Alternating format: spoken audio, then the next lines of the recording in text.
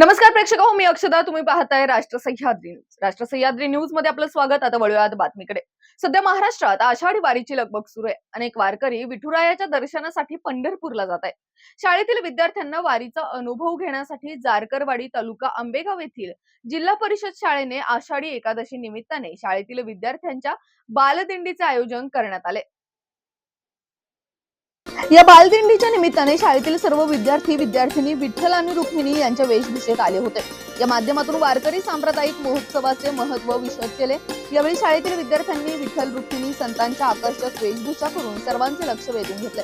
तर चिमुकल्या बालगोपालांनी विठ्ठल नामाचा जप करत संपूर्ण परिसर भक्तिमय केला होता. विठ्ठल नामाच्या जपाबरोबरच विद्यार्थ्यांनी पर्यावरण संरक्षण विषयी जनजागृती केली. दिंडी गावातून विठ्ठल नामाच्या जयघोषात विठ्ठल रुक्मिणी मंदिरात पोहोचली. यावेळी विद्यार्थ्यांनी रिंगण फुगडीचा खेळाचा आनंद घेतला. यावेळी शिक्षक, पालक, ग्रामस्थ उपस्थित होते. त्या बातमीची काही दृश्य पाठवली आहेत आमच्या आंबेगाव प्रतिनिधी राजू देवडे यांनी. महाराष्ट्राची वैभवशाली परंपरा म्हणजे दिंडी सोहळा. आज 15 दिवस झालेत. लाखो भाविक देहूवरून आणि आळंदीवरून माऊलींची आणि तुकाराम महाराजांची पालखी सोहळा घेऊन पंढरपूरच्या दिशेने रवाना झालेले आहेत. पण आमच्या गावातील या छोट्या विद्यार्थ्यांना हा दिंडीचा सोहळा अनुभवण्यासाठी जिल्हा परिषद प्राथमिक शाळा जारकरवाडीने आज वारीपूर्वी शनिवारच्या दिवशी सकाळ शाळा असल्यानिमित्तानं हा एक छोटा उपक्रम हाती घेतलेला आहे.